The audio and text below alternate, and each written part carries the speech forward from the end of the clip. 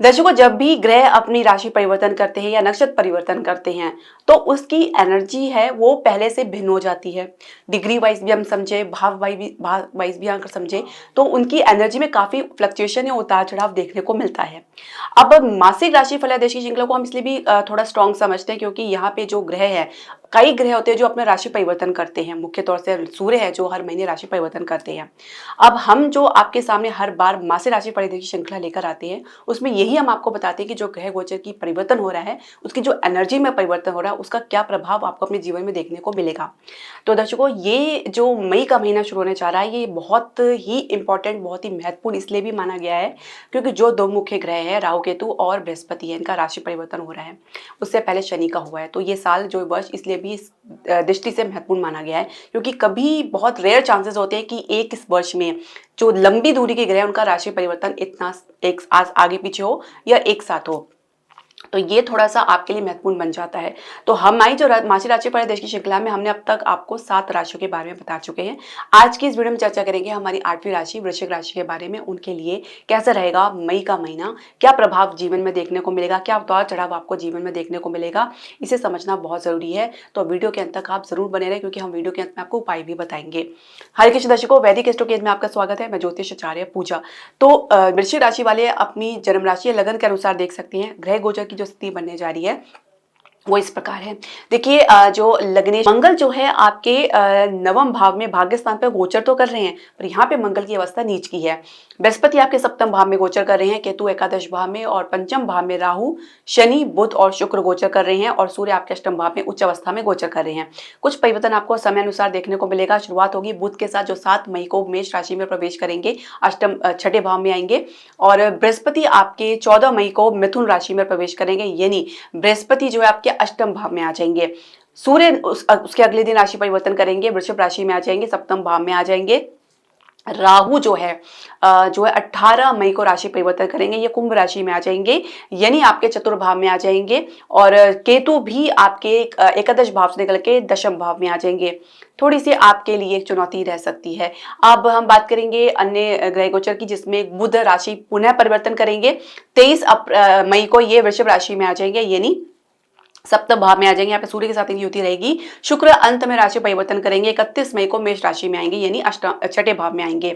तो ये जो परिवर्तन आपको देखने को मिलेगा इसका क्या प्रभाव आपको देखने को मिलेगा। शुरुआत करेंगे आपके स्वास्थ्य से। तो पाचन से संबंधित समस्या या हड्डियों से संबंधित समस्या या कुछ इम्यूनिटी में कमी आप जो अब तक देख रहे थे उसमें आपने अपना जो है पॉजिटिव एटीट्यूड भी बना के रखा हुआ है क्योंकि यहाँ पे जो सूर्य उच्च अवस्था में है तो अगर कुछ छोटी मोटी समस्या भी है तो आप उससे बाहर भी निकल रहे हैं। पर इसका मतलब ये नहीं है कि आप लापरवाही करें। सूर्य यहाँ से निकल के सप्तम भाव में आएंगे तो निश्चित तौर से लगन भाव में दृष्टि डालेंगे। ये आपके रिलेशनशिप को तो प्रभावित करेगा ही, आपके स्वभाव में आपके विचारों को भी प्रभावित करेगा। थोड़ा सा अपने भीतर विनम्रता लेकर लाने का प्रयास करें। इसके अलावा अगर हम समझे तो शुक्र का यहाँ पे छठे भाव में आना मई के अंत तक, तो थोड़ा सा आपको अपने जो खान पान को लेकर सावधानी बरतनी है। आंखों से संबंधित समस्या या शुगर से रिलेटेड प्रॉब्लम देखी जा सकती है। लग्नेश का नवम भाव में नीच अवस्था में होना कहीं ना कहीं आपको अपने स्वास्थ्य को लेकर लापरवाही तो देखी जा ही रही है। साथ ही आपकी लापरवाही की वजह से आपके व्यवहार में आपके बिहेवियर में भी कुछ आपको उतार चढ़ाव या तीव्रतापन या क्रोध से भरा हुआ आपको परिस्थिति का सामना करना पड़ सकता है जिसकी वजह से आपके संबंध आसपास के लोगों के साथ प्रभावित हो सकते हैं। ध्यान रखने की आवश्यकता है। साथ ही ईश्वर के प्रति श्रद्धा या विश्वास में भी आपकी कमी देखी जा सकती है। पहले से अगर आप विश्वास कमी लेकर चल रहे हैं तो आप इसमें और भी गिरावट देख सकते हैं। यदि पहले से आप ईश्वर के प्रति समर्पित हैं, सरेंडर भाव में हैं, तो ये सिचुएशन आपको वैसे तो विचलित नहीं करेगी लेकिन कहीं ना कहीं कुछ प्रश्न चिन्ह जरूर लगा सकते हैं। इसके अलावा हम बात करेंगे शिक्षा और करियर की, तो पंचम भाव में इतने ज्यादा ग्रहों की युति होना जिसमें राहु है, शुक्र है, शनि है और बुध है। अब राहु के साथ शनि जो है श्रापित योग का निर्माण कर रहे हैं। बुध यहाँ नीच अवस्था में नीच भंग हो रहे हैं। कुछ ले देकर अगर आप अपना काम को आगे बढ़ा रहे हैं, कुछ परिस्थिति को सामना करते हुए भी आगे बढ़ रहे हैं, किसी प्रकार से और गिरते पड़ते हैं तो भी लाभ नहीं मिलता हुआ नजर आएगा क्योंकि श्रापित योग के कारण आपको सुख में कमी देखी जा सकती है। विद्या प्राप्ति में, मनपसंद क्षेत्र में कुछ चुनाव में आप अटक सकते हैं, कुछ गलत निर्णय ले सकते हैं या गलत दिशा के तरफ भ्रमित हो सकते हैं। ये 18 मई के बाद आपको इसमें कुछ राहत तो मिलनी शुरू होगी। इसके अलावा अगर हम बात करें कंपटीशन की, तो शुरुआत काफ़ी अच्छी देखी जा सकती है। मध्य मई के बाद की भी आपके कह सकते हैं कि अच्छी शुरुआत देखने को मिल सकती है। कैंपस प्लेसमेंट में थोड़ी कमी के कारण कुछ प्रदर्शन में निराशा या गिरावट देख सकते हैं। कुछ शुरुआत में कुछ खास अवसर तो मिलने वाले नहीं है। अगर पहले से अगर आपने कोई ज्वाइन कर रखा है तो अपने काम में आप काफ़ी तीव्रतापन, काफ़ी उत्साह और एनर्जी से आप काम करेंगे, लेकिन थोड़ा सा आप अपने व्यवहार को, वाणी को नियंत्रण करके चलें। अपनी वाणी को अगर आप अनकंट्रोल करके चलेंगे तो ये आपको कहीं ना कहीं मुसीबत में डाल सकती है। ये आपको तब समझ आएगा जब आपके मुंह से कुछ अनावश्यक चीजें निकल सकती हैं, सब शब्द निकल सकते हैं जिसका असर सामने वाले व्यक्ति या वातावरण में देखने को मिल सकता है। कार्य क्षेत्र का माहौल कैसा रहेगा यदि हम समझे तो दशम भाव के स्वामी सूर्य है आपके छठे भाव में गोचर करें उच्च अवस्था में। हर काम की जिम्मेदारी बखूबी तरीके से निभा रहे हैं। हर जिम्मेदारी को न सिर्फ निभा रहे हैं बल्कि उसका परिणाम भी लेकर आ रहे हैं। साथ ही आपको जो भी टास्क दिया जा रहा है, जो आपको काम दिया जा रहा है, जो भी आपको जो एक एम दिया जा रहा है, तो उसको भी आप पूरा करते नजर आएंगे। टारगेट को आप पूरा अचीव करते हुए नजर आएंगे। अधिकारी के साथ थोड़ा सा संबंध में झगड़ा, तनाव जरूर देखा जा सकता है, लेकिन फिर भी किसी प्रकार से कोई कॉम्प्रोमाइज या समझौता करते हुए नजर नहीं आएंगे। अपनी बात में अडिग रह सकते हैं। नई जॉब के लिए अच्छी शुरुआत देखने को मिल सकती है। ग्रोथ और प्रमोशन के लिए इंतजार करना पड़ सकता है। 18 मई के बाद ही कुछ समय आपके पक्ष में बनता नजर आएगा।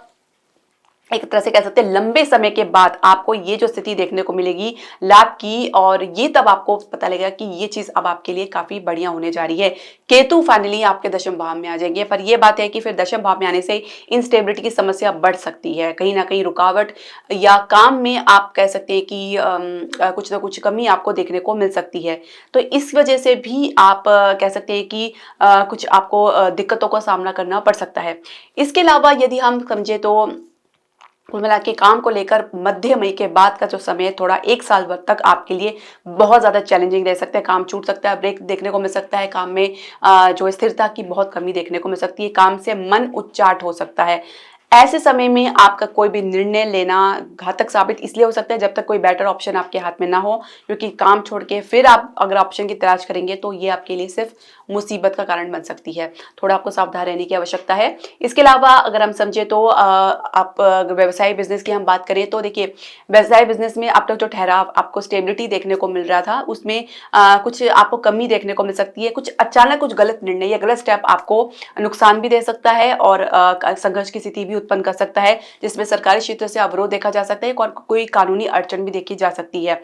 इन सब से बचने के लिए आपको धैर्य से काम लेना है। 18 मई के बाद सिचुएशन आपके लिए काफी बढ़िया रहेगी। इसमें आपके न सिर्फ निर्णय कारगर साबित होंगे, विदेश से नीति सफल रहेगी और फाइनेंशियल सेक्टर के लिए भी काफी बढ़िया रहेगा। 18 मई के बाद की स्थिति बहुत बढ़िया रहने वाली है। तो आप भी आप कोई निवेश की प्लानिंग कर रहे हैं तो बिल्कुल भूल जाइए। 18 मई से कोई निवेश, किसी मामले में कोई डॉक्यूमेंट साइन या कॉन्ट्रैक्ट या कोई नए बिजनेस वेंचर की स्टार्ट कर रहे हैं, 18 मई के बाद ही जो करें तो यही बेहतर रहेगा। इसके अलावा अगर हम समझे तो प्रॉपर्टी के बिजनेस में और शेयर मार्केट में आपको मई के बाद मध्य मई के बाद ही कुछ आपको स्थिति संभलती हुई नजर आएगी। अब हम बात करेंगे आपके प्रेम संबंध की। तो प्रेम संबंध की यदि हम बात करें तो पंचम भाव में इतने ग्रहों की युति होना एक कॉम्प्लेक्सिटी को दर्शाता है, एक जटिलता को दर्शाता है जो आपके रिलेशनशिप में देखी जा सकती है। कुछ गलत बात, कुछ गलत बयानबाजी, पारदर्शिता की कमी, ट्रांसपेरेंसी की कमी, एक दूसरे पर विश्वास की कमी, एक दूसरे के ऊपर ब्लेमिंग करना, एक दूसरे के ऊपर कुछ सीक्रेट्स के कारण आप एक दूसरे को इल्जाम या दबाव बना सकते हैं। कुछ इस प्रकार की समस्या आपको देखने को मिल सकती है। कुछ भी आपको समझ नजर नहीं आ रहा है और ना ही कुछ आपको दिशा मिल रही है, ना ही इसका कुछ आपको कुछ मंजिल आपको मिल रही है। तो कहीं ना कहीं स्टक महसूस कर रहे हैं और कोई खास परिवर्तन, प्रोग्रेस, ग्रोथ आपको देखने को नहीं मिल पाएगी। 18 मई के बाद स्थिति थोड़ी सी बदलाव की तरफ मुड़ेगी।